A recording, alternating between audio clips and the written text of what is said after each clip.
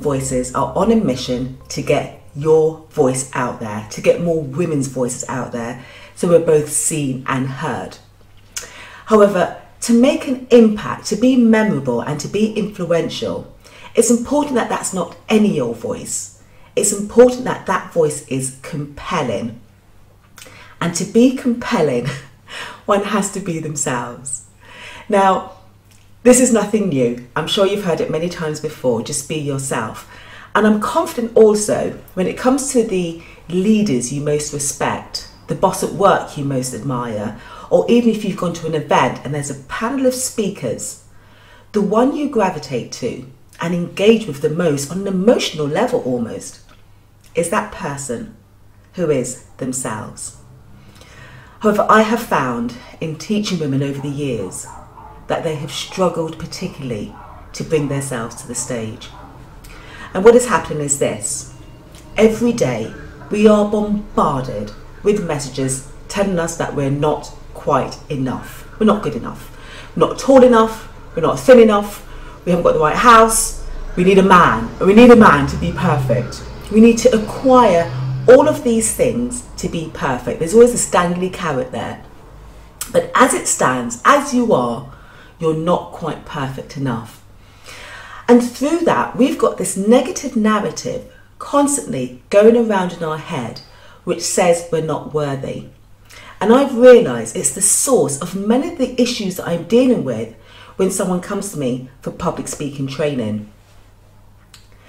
Besides that, of us being constantly told we're not good enough, there's also something else happening. We are facing some challenges which are different to men. So for example, there is an awesome speech on TED Talk by a lady called Amy Cuddy. She's a professor at Harvard University. And they did this marvellous research which highlighted that in terms of our body language, which shapes who we are, in terms of our body language, women were more likely than men to adopt powerless body language. And this is true to say that in my training, I've realised this too, that many times when women have come to me, they're shrinking themselves, making themselves smaller. And often my job is unravelling that and getting them to own the stage, to find the confidence to do that. But what is making us small and making us shrink ourselves, it's not fear of public speaking like people keep talking about. What is happening is this negative narrative that is going around in our heads. And the reason I say it's not fear of public speaking is for two reasons. Number one, this negative narrative actually plays out in other situations. I deal with coaches and speak to other coaches who are specialising in other areas. And it's the same thing. Whatever you believe to be true is manifesting itself in how you talk at a networking event, to how you decide whether or not to start a new business. All those things, negative narrative will kick in. Also, if we just have a look out there, if we go into a search engine and say, oh, fear of public speaking, I mean, there are thousands upon thousands upon thousands of courses out there telling you that they can solve it. And whatever skill you're missing, there is a course out there that can solve it. However, certainly in the case of public speaking or presenting, for example, it is still cited as the world's number one fear, the world's number one phobia rather. So if all these courses are solving it in a day, some of them claim, we can solve your public speaking fear in a day. Why is it still cited as the world's number one fear? There's obviously something else going on. And from my experience, it's this narrative that is constantly going around in our heads. So this is what Women with Voices do. We create safe hubs, and they're women only, not because we're anti-men, not at all. They're women only because research has shown that in women-only groups, we become more empowered, and also in women-only groups, we develop the courage to take more risks. And when you're learning something new, may it be public speaking, because the art of public speaking, it's not like speaking in general, like I'm speaking to you now, although it will come across like that once we get to it. It is an art form. You're learning a new art form. And that cannot happen in a day. There is a process. It takes a matter of hours. We just make that quicker because we use NLP techniques. these hubs, which are safe, it also means that everybody's on the same page.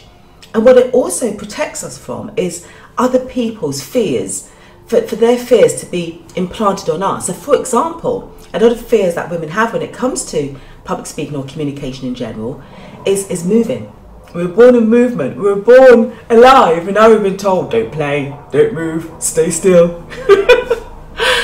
And if you're practicing with someone who's outside of the hub and they put those fears back on you and impact your belief system, it means that we have to start working all over again and unraveling all the negative stuff that people put on you. So we keep it women only for the reason that it gives us more courage to take more risks, and also to keep it safe from the outside world and their negative belief systems, because we need to rebuild you again and get you back to having a nice, strong, resilient mind against all the nonsense that is out there and the negative nonsense that is going around in our minds. Ladies, it's a new day. It's time for us to take off the straitjacket that is stifling our creativity. Each one of those buckles on a straitjacket represents the constant need we have at the moment to be comparing ourselves with people. This is restricting our creativity. The constant need to be perfect, we unbuckle that too. These things are strangulating our creativity and strangulating who we are. We unbuckle all the nonsense that is out there at the moment telling us that we're not quite right. I don't think there has been a time where I've not felt emotional or teary when I see a woman break free. And when they share with me afterwards how much it has impacted other areas of their life, and it will do, because the negative narrative is impacting other areas of your life. Through the hubs, you develop from the inside out and express who you are compellingly with some awesome communication techniques that we show you also. If you've been kicked off the horse in the past, it's because you felt you could do this on a day course, or you can do it once. You can't do it once and then say, well, I can't do public speaking, I can't do communicating, I can't communicate at meetings, or I feel when I'm in a room full of men, I lose myself. It's because you haven't practiced the art form. You've still got this negative narrative that is going on. Today's a new day. We're going to take off the straitjacket bit by bit, step by step, in our safe hubs. The hubs are free, they won't cost you a penny. And from today, you're going to start doing just a little bit of you, or a lot of you, at least a little bit of you every single day. There's nothing more compelling. There is no one more awesome. There's no one more exciting to listen to than you.